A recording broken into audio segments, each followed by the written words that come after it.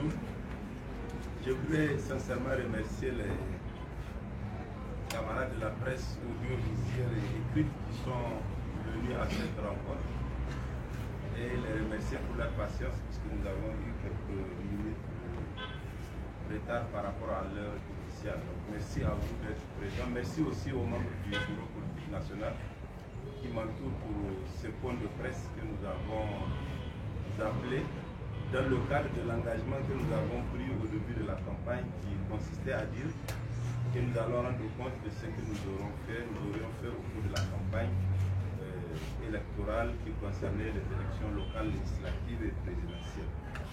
Je voudrais également remercier les militants du MPN qui sont venus à cette rencontre-là. Donc ce point de presse consiste essentiellement à dire à l'opinion nationale et internationale ce que a été notre constat des élections locales, présidentielles et législatives durant l'année 2020 et ce qu'a été notre résultat au niveau du mouvement patriotique nigérien. Je voudrais rappeler que depuis 3 ans, alors que nous étions déjà au gouvernement, nous avions décidé de nous intéresser à la question électorale et de nous battre pour que le processus électoral soit totalement transparent et honnête, puisque nous avions toujours dit et considéré que les élections politiques sont un des facteurs de consolidation de la démocratie et de renforcement de l'unité et de la paix dans un pays, notamment un pays particulièrement fragile comme le Niger.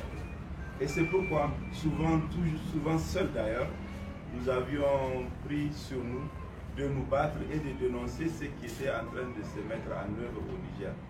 Évidemment, certains partis politiques, peut-être par calcul qui leur est propre ou par un agenda qu'ils ont déterminé tout seuls, n'ont pas voulu s'engager dans cette bataille-là, ils ne se sont pas intéressés, ou bien simplement parce qu'ils espéraient que de manière simple ou évidente, tout allait redevenir correct et honnête simplement le jour du vote. Or, nous ne sommes qu'à notre deuxième élection, mais nous avons déjà compris que beaucoup d'actes qui sont faits avant, notamment du domaine de la loi, du comportement de l'organe chargé d'organiser les élections, la question du recensement électoral, beaucoup d'actes pouvaient influencer et déterminer ce qui allait se faire le jour du vote. Et je pense que nous n'avons pas eu tort de faire ce combat.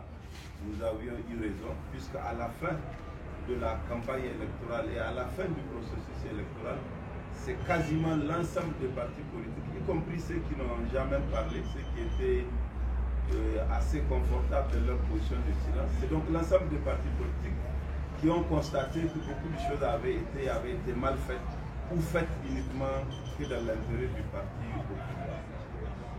Voilà pour ce qui est du constat général de ce qu'a été notre comportement, nous, MPN Kinshasa, tout seul, bien avant tout le monde, et de manière déterminée. Et si ce combat est à refaire demain, nous le referons avec la même énergie, parce que nous estimons que ce sera cela notre contribution au renforcement de la démocratie au Niger.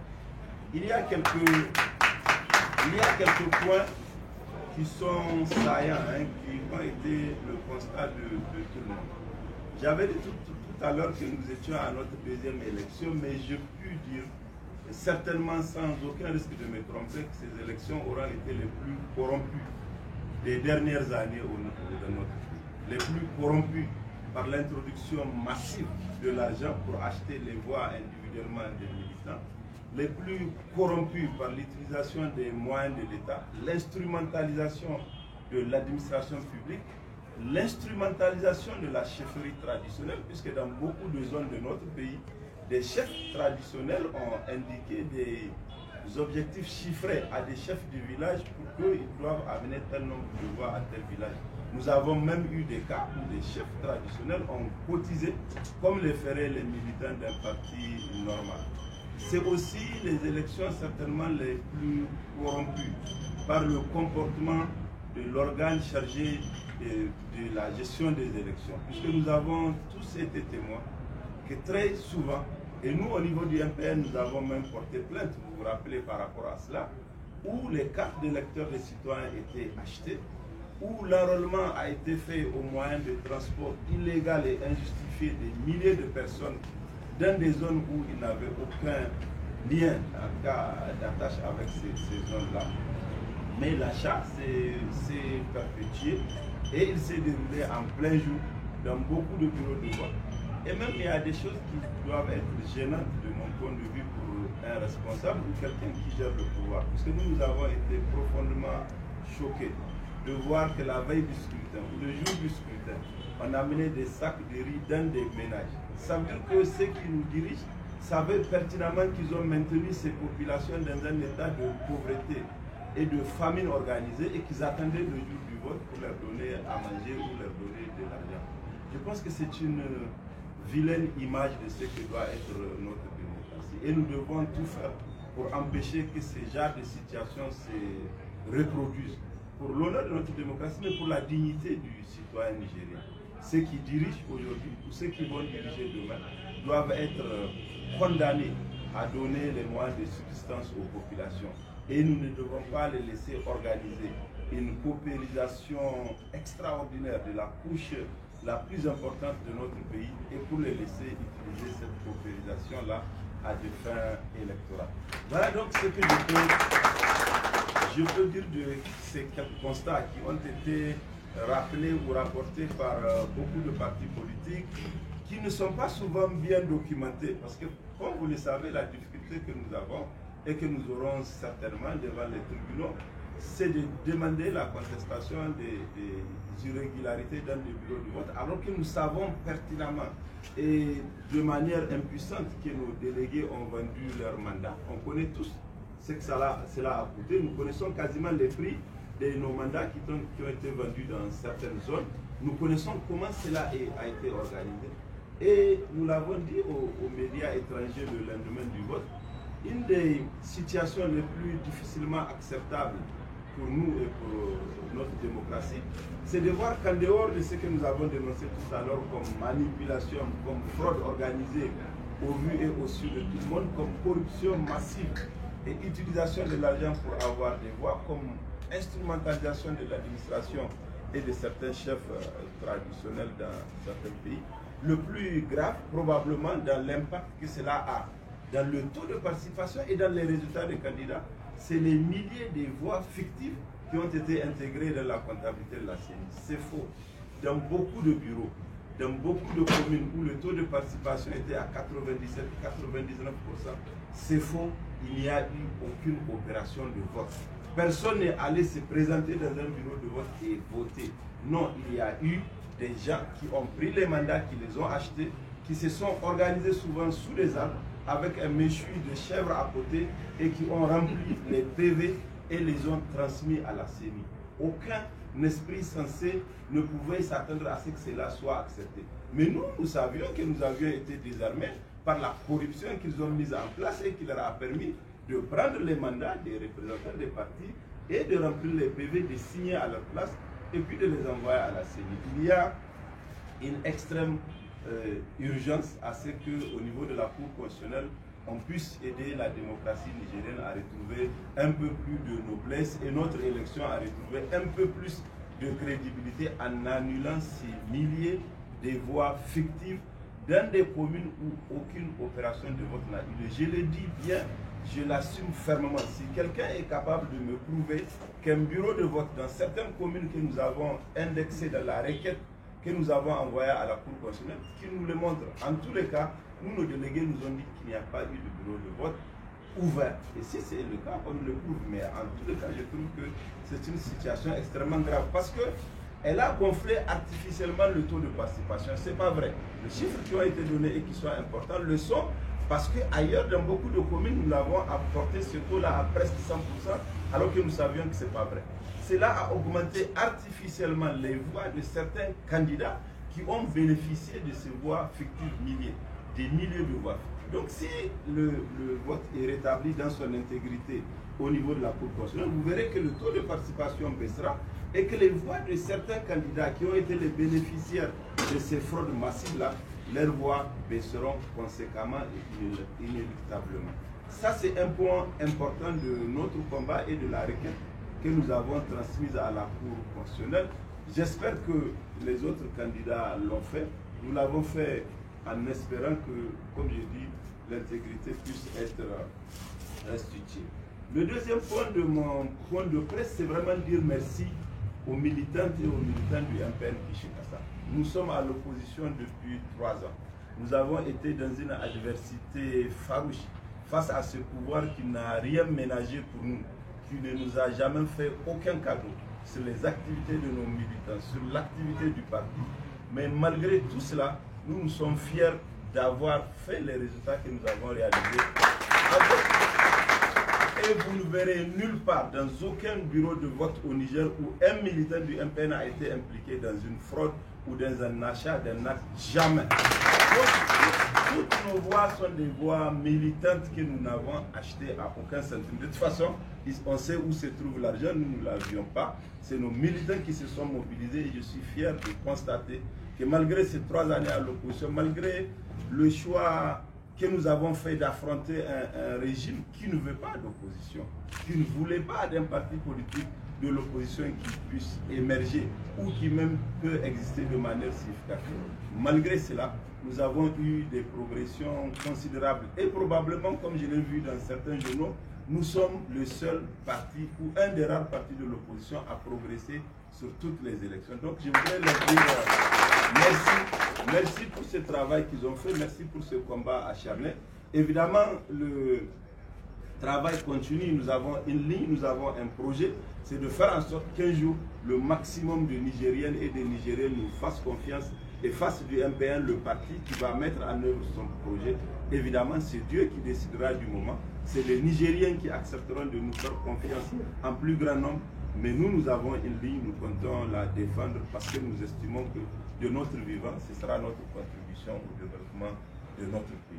Et ce que j'ai dit par rapport au progrès du parti, je peux le préciser ici. Sur les élections locales, nous avons été présents dans 142 communes, donc sur à peu près la moitié des communes du Niger. Et nous avons réussi à faire élire 151 conseillers municipaux, 4 conseillers de ville, 10 conseillers d'arrondissement, 14 conseillers régionaux. Donc nous sommes à peu près à 179 élus du MPN qui vont être des acteurs de locaux à partir de l'année prochaine, Inch'Allah. Et je suis très heureux de voir que sur les conseillers que nous avons déjà transmis et qui concernent, je crois, déjà 5 régions, quasiment, à part un seul de la région de Tillabéri, je crois, tous les élus, femmes et jeunes ou hommes qui ont été envoyés sont à leur premier mandat politique. Nous avons donc réussi à tenir notre promesse de contribuer au renouvellement de la classe politique au niveau local, au niveau régional et peut-être au niveau national. Mais en tous les cas, tous nos élus sont nouveaux et c'est cela que nous avions voulu, qu'ils soient des nouveaux acteurs politiques et qui vont tenir le projet politique sur la durée. Voilà ce que nous avons réussi donc en termes de sièges au niveau des élections locales. Et malgré le fait que nous n'avions pas été présents sur une grande partie des communes, notre parti est 6e. Et en termes de voix aux élections locales, notre parti est là également 5e. Parce qu'il n'y a pas souvent de corrélation entre la place au niveau des voix et des sièges, puisque les quotients électoraux changent. Voilà pour ce qui est des élections locales et des progrès que nous avons réussi. Nous sommes donc partis de 0 siège il y a 4 ans à aujourd'hui 179 élus au niveau des régions, des communes et des conseils. S'agissant des résultats des législatives, nous avons été présents dans 7 régions sur 8. Malheureusement, notre liste de la région d'Agadez avait été disqualifiée. Donc sur ces 7 régions également, nous avons progressé en termes de voix. Nous avions en 2016 152 083 voix. Nous avons mobilisé, malgré le fait que la région d'Agadez n'était pas en compétition. Pour cette année, c'est 186 895 Nigériens qui ont voté pour nous aux élections législatives. Évidemment, je rapporte ici les chiffres provisoires que la CENI a communiqués. Ce qui fait que 34 812 Nigériens de plus nous ont fait confiance sur nos candidats aux législatives, même si à Agadez, nous n'étions pas candidats. Nous sommes satisfaits de cette progression de voix, mais nous sommes encore plus satisfaits de cette progression puisqu'elle s'est matérialisée par l'augmentation de notre nombre de députés. Nous sommes passés de 5 à 6, puisque pour cette année, pour cette législature-là, nous avons désormais un député au niveau de la région de Tillabéri. Et nous avons réussi à maintenir nos sièges dans la région de Dosso, de Maradi et de Niamey. Et dans toutes ces régions, ce maintien de sièges s'est accompagné d'une progression en termes de voix. Donc nous avons plus de députés et plus de Nigériens qui ont voté sur nos listes aux législatives, à peu près 34 812 Nigériens de plus aux législatives. Je vais parler des présidentielles. En 2016, 201 786 Nigériens avaient voté pour nous en 2016 et ils représentaient 4,34% du corps électoral qui avait voté ce jour-là. En 2020, ils sont 257 151, soit 5,38%, suivant les chiffres provisoires de la CENI, et une augmentation d'au moins 55 365 voix. Donc, les 55 000 Nigériens nous ont fait confiance sur le projet présidentiel que nous avons porté. J'insiste encore, ce sont les chiffres provisoires intégrés de multiples fraudes que la CENI a communiquées, mais ce sont là les chiffres provisoires et c'est là la progression considérable que nous avons eue au niveau des présidentielles. Donc, je ne sais pas si j'ai été complet sur les informations que je voulais donner, mais c'est cela que j'ai. J'ai également aussi un élément qui me paraît important pour montrer la progression de notre parti et son implantation nationale qui s'est améliorée, Dieu merci. J'avais également parlé des performances au niveau des élections présidentielles. Nous avons noté que si sur le scrutin présidentiel nous sommes 5e suivant les chiffres provisoires, cette tendance aussi on peut la lire au niveau des communes, puisque sur 93 communes, le MPN est ou premier, deuxième ou troisième ou cinquième. Nous sommes dans à peu près 100 communes du Niger, parmi les 5 premiers partis du Niger. Donc c'est le rang que nous avons eu au niveau national. C'est à peu près une tendance qu'on peut regarder sur l'ensemble du territoire. Et cela montre qu'en 4 ans, nous avons réalisé une progression en termes d'implantation nationale du parti qui est considérable. Et il y a 12 communes où nous avons été premiers devant tous les partis en compétition au Niger. Il y a 10 communes où nous avons été deuxième. Il y a 15 communes où nous avons été troisième. Il y a 17 communes où nous étions 4e et 39 communes où nous étions 5e. Donc, à peu près sur 100 communes, notre parti est toujours classé dans les 5 premiers sur l'ensemble du territoire. Je vais m'arrêter là en espérant que j'ai porté le message que je voulais sur les irrégularités massives et par rapport auxquelles nous avons fait des recours et dont nous attendons la décision de la Cour constitutionnelle sur les progrès du MPN aux élections locales, législatives et présidentielles et sur l'évolution de l'amélioration de la qualité et de l'amplitude de l'implantation de notre parti sur le plan national. Donc, mesdames et messieurs, merci encore une fois pour votre patience et votre attention. Merci.